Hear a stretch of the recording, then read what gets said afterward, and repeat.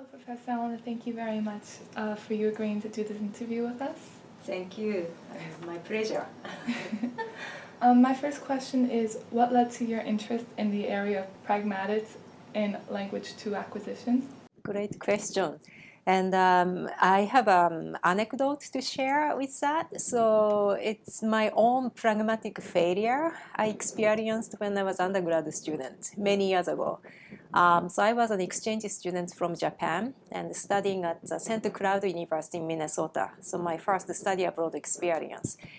And I had an American roommate, and I was studying in my room one day, and my roommate, Maureen, was in the same room. And Maureen came up to my desk and she said, "Do you want to go outside to listen to the music?" So she said, "Do you want to go outside, listen to the music?" But I interpreted the question literally, asking my own wish and want, like if I want to go outside, and I didn't have the desire. So I just said no, and I don't want to. So I wasn't able to interpret the meaning or intention behind the question. So the intention was invitation. So I should have said more nicely and saying, "Well, I'm sorry, I'm busy, I can't," instead of just saying no. So, and I looked at Maureen, and she had this expression that she has her eyes wide open, and she didn't say anything, and she just left. And that time I realized that I did something really wrong, but I didn't know what I did wrong because I was translating the sentence literally. And so I thought I did okay. I understood and I interpreted that way.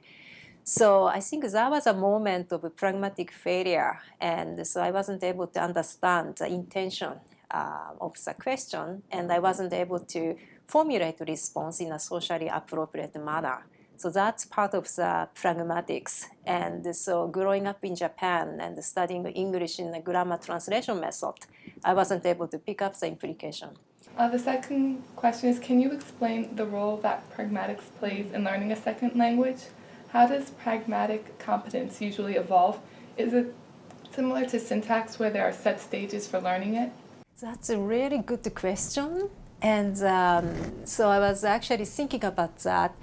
And first of all, pragmatics, when people research pragmatics, we look at the different constructs. So sometimes people look at the production of speech acts or comprehension of implied meaning, or use of routine formulaic expressions and other discourse or interactional features. So I want to sort of limit my answer to the production of speech acts, just to illustrate. And so in terms of the common developmental phase or patterns of development, research found that typically students start out with one-on-one mapping between form and function. So for example, if they want to perform communicative function of making a request to somebody, asking somebody for a favor, they use a single form all the time, like please do something, or can you? And they stick to the one-on-one relationship between form and function. But then they gradually expand the repertoire and they start being able to use, and they become able to use different forms to express different functions. So one famous research done in that area is Rod Ellis' study in 1992. And he actually recorded naturalistic interaction in a classroom among ESL students. And he recorded instances of request making happening in a classroom. And he revealed several sort of developmental stages. So typically, students start with like a contextual dependent way of making requests. So he called it as a pretty basic stage. So they just say like that or this. And so it indicates give me that. Right? So it's contextual dependent way. And after that, they move to the pretty basic, formulaic stage. So they use fixed expressions. Can I have it? What do you have it? And they use that formulaic expressions to make a request. But then they start unpacking those formulaic expressions and use it in a more productive manner. Like, can you give me this? Or could you give me a pen? Or could you give me the book? So they try to unpack. And then they go to the expansion stage, meaning that they start using a variety of forms, and the forms become more complex, like not just the can you or could you, but they start using more complex forms. And then finally, fine-tuning stage, meaning that they start to match the form with the context of use, different situations. So there is some stages of development in terms of how the forms they use to perform communicative functions, how they become sophisticated over time. The next question is, are languages more pragmatically similar than they are different? That's also a very good question. So, so there is a book, monograph by Gabi Kasper and Ken Rose in 2003. So that's one of the classic readings in second language pragmatics research. And in that book, Kasper and Rose presented pragmatics principles, or universal pragmatics. So it's based on the Eleanor Oakes' work. And so they said certain concepts or rules of communication are universal and meaning common across languages. So for example, like a concept of politeness or making inferences of people's intention or communication and interaction skills. And so there are some things which are common across languages and cultural groups. So by taking an example of like a politeness, for example, I think any cultures, we all have that politeness considerations. So it's part of our desire to be fit in a society, in the community. So we respect other people and we pay attention to our linguistics behaviors to save face for other people and to save our own face. So this face needs and the politeness behavior, so those are common across languages. But we have different means to express politeness. So for example, the politeness, like when we ask somebody for a favor, we try to make our request politely so we don't really offend somebody. So languages have different means to mitigate our intentional request force, and we have different linguistics forms to do that. And we also have different nonverbal ways to show politeness in those request-making situations. So we have a concept of politeness common across languages, but the linguistics means to express politeness are different. And we also have this social pragmatic knowledge that so politeness is similar across languages, but when to be polite and when not to be polite, I mean, those are also different across languages, right? So for example, when we disagree somebody, so it's like impolite behavior in a way, so we mitigate our disagreement using linguistics forms. But we also know when to disagree and when not to disagree. For example, like in a meeting with colleagues, in Japanese setting, it's very hard to disagree with somebody up front in the public meeting. But I have seen here people disagree very frankly, even in a meeting.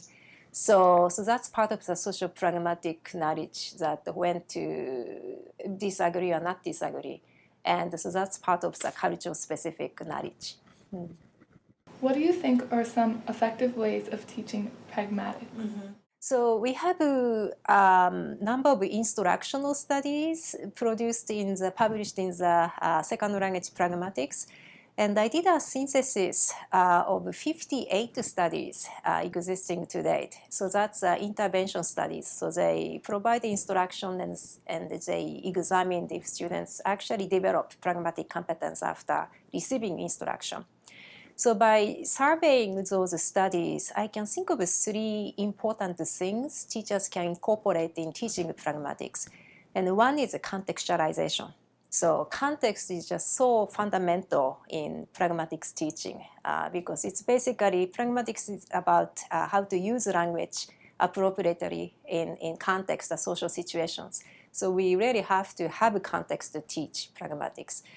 But in my view, contextualization has been a little limited in the existing studies because most studies use like situational scenarios or dialogues and or conversations students have to read. So they are kind of imagining the situation and try to think how they would perform in certain imagined situation.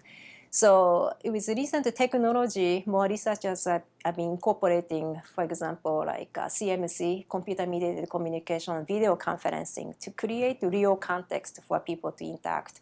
But most studies still use those situational scenarios or dialogues or written text as a contextualization. But contextualization is important.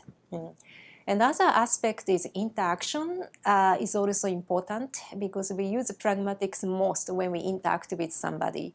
And so most studies use role plays, again, like situational scenarios, and students take a role to interact. And so it's a little limited, but I hope technology can enhance the quality of interaction in the future. And finally, which is a little underrepresented in the study, is a concept of agency. And so that's also, I think it's important in pragmatics instruction. Because pragmatics, basically, we don't have any correct or incorrect, like grammar, right? And so it's personal choice and personal preference. And depending on your family background and your history, people act in certain ways, and there is nothing like, oh, this is totally wrong, or this is totally correct. So it's not black and white. So the choice they make, what the forms they use in what the context, is essentially their own choice. And the students have to know that they can make their own choice.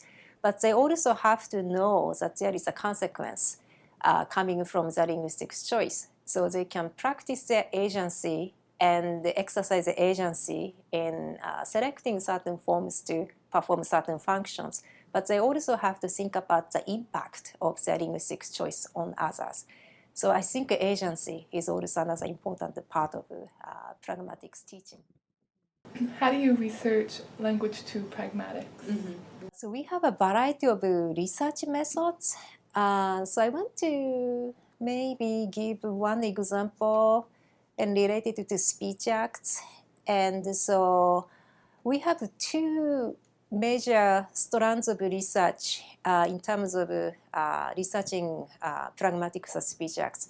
One is the research using data elicitation techniques, and the other one using naturalistic data.